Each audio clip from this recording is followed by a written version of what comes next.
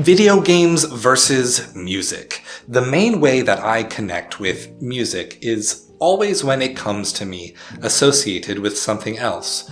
My library is full of Japanese bands from anime long past. Searching my YouTube history for music will yield you almost exclusively video game original soundtracks. The reason for this is that I always had a preference for doing music rather than just listening to it. In my mind, if you aren't dancing, singing along, or playing an instrument, then there is less of a purpose behind the experience of a song. I joined my church choir at 8 years old and imagined that by singing well enough, I would help some person out there in the congregation find a better relationship with God. I joined a children's choir and learned Czech and Slovakian songs by rote, even as the choir instructor told us not to. I still sing some of those songs to myself when doing chores or driving.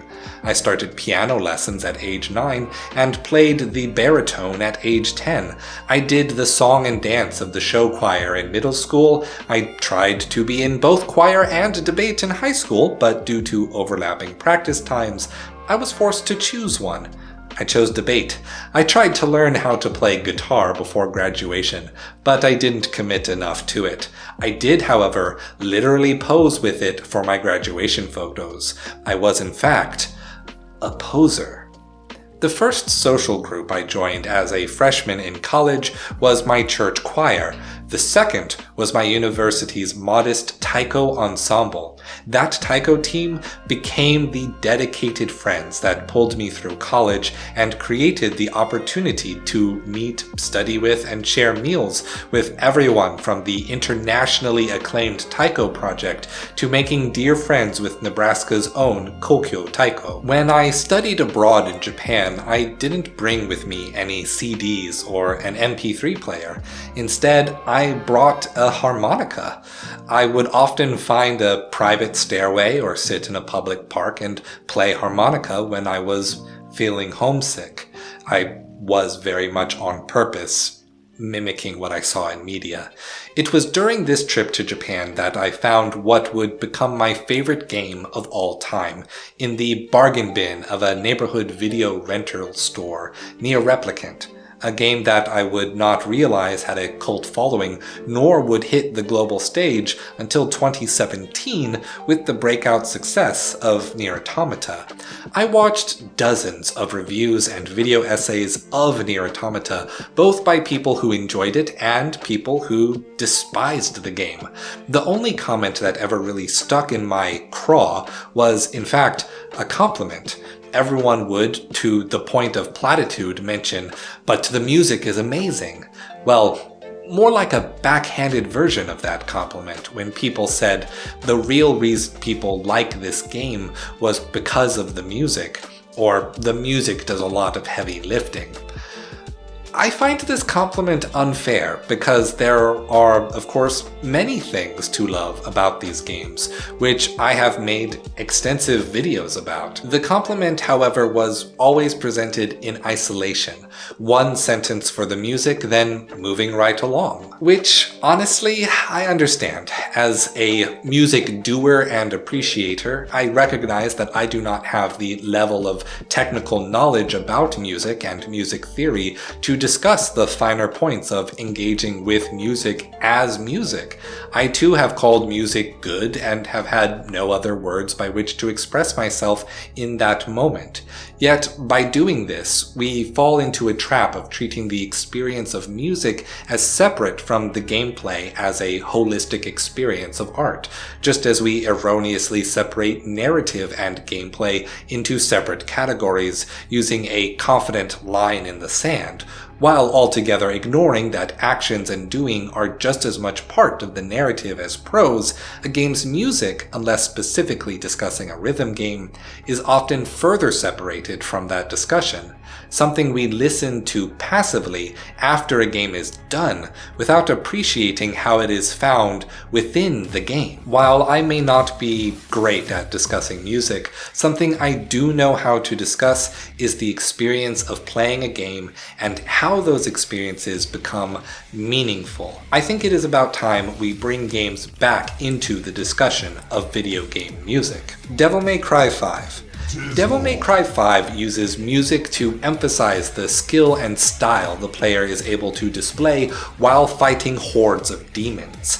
By separating each character's theme songs into different tracks and dynamically fading in the music as the player's uninterrupted combo climbs from dismal to crazy to badass to savage, 6 skills, and finally smokin' sexy style. For each character's themes, they bring in more and more parts of the song, more instruments, more lyrics, and the weightiness of the mix pumped higher. The bass tones of the music literally shaking the air of your room better as you, the player, get better at dancing circles around the demons on screen. This musical strategy has been used throughout the Devil May Cry series to motivate the players to engage with the game on deeper and deeper levels, mastering the techniques and the audio cues of the enemies to the point of making the player look effortlessly cool, while knowing that the skill was earned through practice and dedication. The music is an intuitive measure of the player's own flow state. Devil May Cry combat would not feel even half as good if it didn't allow the player to feel their own skill improving through the music. Windbound. In Windbound, each enemy and animal in the game is characterized by a single instrumental track that expresses both the size and mannerisms of that specific NPC. With the wildlife, they have both a non-combat track that changes volume dynamically by your distance from the animal, allowing you to locate and track them even without seeing them, and a combat track that informs the player when it's time to fight. The music of the game thus becomes a key factor in how you engage in the core aesthetic of a hunter-gatherer in this survival game. Each animal's unique track, carefully designed to be able to overlap. Thanks to the roguelike element of Windbound's gameplay, you end up listening to a plethora of naturally emergent songs based on what combination of enemies surround you. Crypt of the Necrodancer. Crypt of the Necrodancer gets the player to synchronize themselves with the music of the game by pacing everything, player and enemies, movements and attacks, to the beat of the soundtrack. Moving on the beat confers bonuses to the player that make rhythmic gameplay optimal. Moving on the beat lights up the dungeons like the floor of an EDM club, adding a visual to the player's flow that reinforces the player's sense of mastery. The pattern recognition and response gameplay that defines boss fights in most games is elevated by the music, as attacks always come along with the vocal track of the foreground music. Memorizing the song is tantamount to memorizing the boss fights and mastering the game.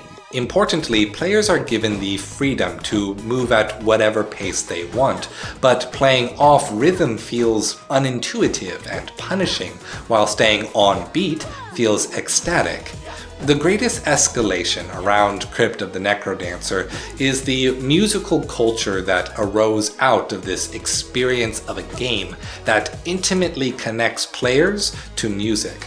A fan culture of remixing the original soundtrack into various genres and making them available to mod into the game gave players with any preferred musical genre the power to embrace this experience.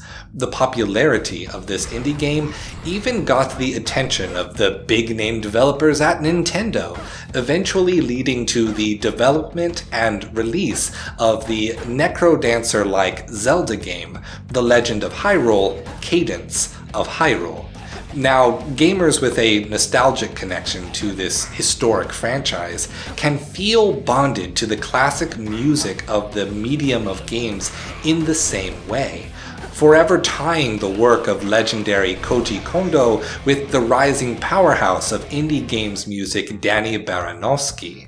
I cannot help but think that the developers at Tango Gameworks, many of whom were former Platinum Games employees that thus carry the heritage of Devil May Cry and Bayonetta, were equally inspired by Crypt of the Necrodancer to elevate the musicality at the core of character action games when creating the overnight sensation that was Hi-Fi Rush, though it feels just as likely that they were inspired by our next game. Bullets Per Minute is a game that transforms the aiming reticle of a first-person shooter into the track bar of a classic rhythm game. Everything from shooting, reloading, dodging, and even navigating the menus can be done on beat to keep the player in the zone. The clean, high-frequency sound effects of the player's gun acts as the final instrument to a heavy metal soundtrack that, while it easily stands alone, purposefully feels like it is missing a little something extra to complete the musical experience. Which is a bold choice for a genre of game already known for releasing alongside some of the best metal albums in the music industry. Bullets Per Minute not only unifies the player to the music by keeping their actions on beat, but actually prioritizes the actions of the player to elevate the music itself, with dozens of little inspired choices like separating the reload into separate notes of ejecting the old rounds and loading the next, or fading out the soundtrack when you defeat a boss, replacing it with triumphant guitar riffs that wait for the player to shoot when they wish, turning the act of defeating a boss into earning an onstage solo at a live concert. Whereas Devil May Cry allowed the player to keep their combo meter up by spamming their guns, Bullets Per Minute makes the gun combo the entire purpose of the game. Not bad for a roguelike boomer shooter. Elden Ring was, in so many ways, a celebration of everything that From Software's action games have been over the past decade. Becoming an open world necessarily came with many departures as well. One of those departures came in the form of music. Dark Souls, Bloodborne, and Sekiro all primarily featured mostly environmental noises and the sound effects of combat to emphasize the desolation and emptiness of a Souls-like apocalypse.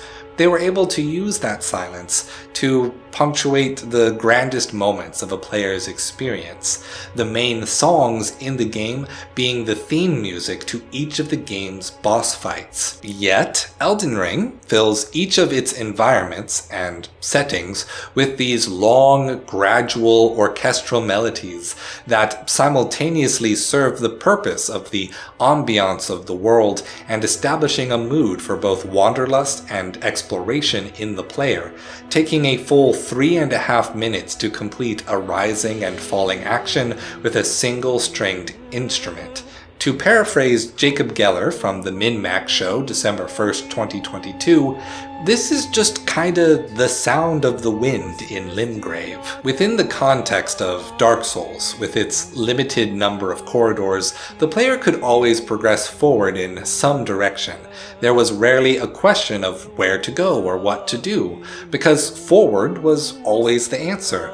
Whereas in Elden Ring, utter silence in a wide expanse as players are spoiled for choice. Without music, one may become bored when asked to think and choose a direction, or find themselves uninspired to progress without that emotional inspiration the music provides. As well as, we can't forget, the many actual songs sung by NPCs in the game to create a feeling of placement for the player as they explore the world. For the last game, I'd like to return to Nier Replicant. Nier Replicant's most famous track is Song of the Ancients. From the soundtrack alone, you may consider the Song of the Ancients as the leitmotif of the whole game, due to how many versions of this specific song exist on the soundtrack.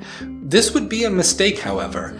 It serves more the function of character theming for the characters Devola and Popola. In-game, this song plays in the starting town as you approach the character Devola by the fountain in the park.